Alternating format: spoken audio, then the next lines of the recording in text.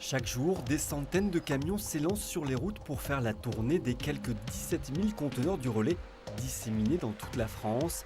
Des nouveaux conteneurs mieux sécurisés. Le point de départ, c'est le don. Des textiles, des vieux vêtements dont le particulier n'a plus usage. Dès lors, la chaîne de l'économie solidaire du relais, filière textile membre d'Emmaüs France, se met en place.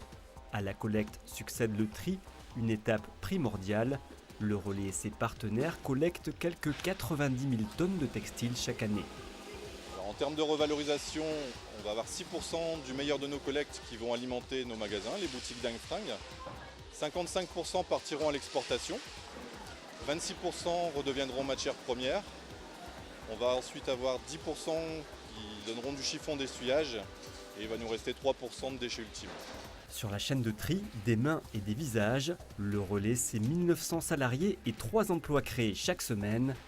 Le relais fait le choix de l'homme en combinant performance économique et objectif social. L'origine du relais, elle est dans la volonté de refuser la fatalité du chômage et donc de l'exclusion et de créer des emplois avec des gens qui sont éloignés de l'emploi. Donc la motivation du relais, c'est bien la création d'emplois, c'est l'être humain, c'est que chacun ait une place dans la société.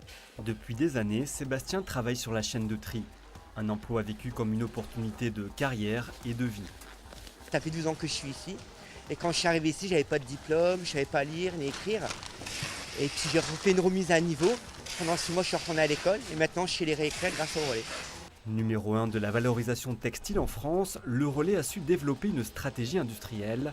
Une fois trié, le textile est prêt à être réemployé ou recyclé. Virginie est la responsable d'une boutique Dingue Fringues, un réseau de 75 magasins offrant des vêtements de bonne qualité à bas prix. Le choix est vraiment varié, on peut trouver vraiment des choses qu'on ne trouve pas forcément dans le commerce. Il y a la qualité-prix aussi. Acheter dans une boutique Dingue Fringues, c'est donc faire de bonnes affaires, mais pas seulement. L'acheteur contribue lui aussi à l'économie solidaire. Dans le centre de tri, d'autres textiles sont eux conditionnés en balles pour l'export, direction l'Afrique, où le relais compte 3 centres de tri. Au Sénégal, à Madagascar et au Burkina Faso, les vêtements sont à nouveau triés puis revendus dans les friperies locales. Le relais en Afrique, c'est quelques 450 emplois directs et 10 fois plus d'emplois indirects. L'argent généré par l'activité est réinvesti sur place et de nombreux projets de développement, des coopératives agricoles par exemple, voient le jour.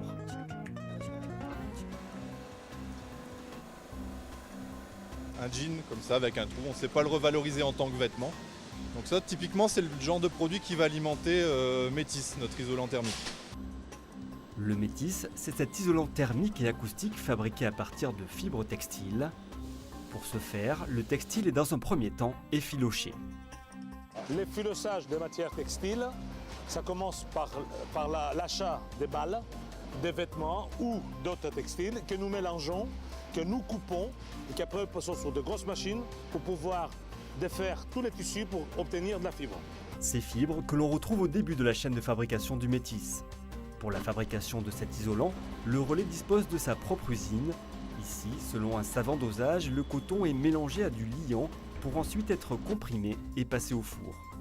On a une belle nappe qui est comprimée et cuite dans le four et refroidie. Pour cette matière, une fois bien comprimée, va donner les caractéristiques isolantes du produit. De la collecte au réemploi du textile ou à son recyclage, le relais a su mettre en place un modèle économique rentable et solidaire qui s'inscrit dans le développement durable.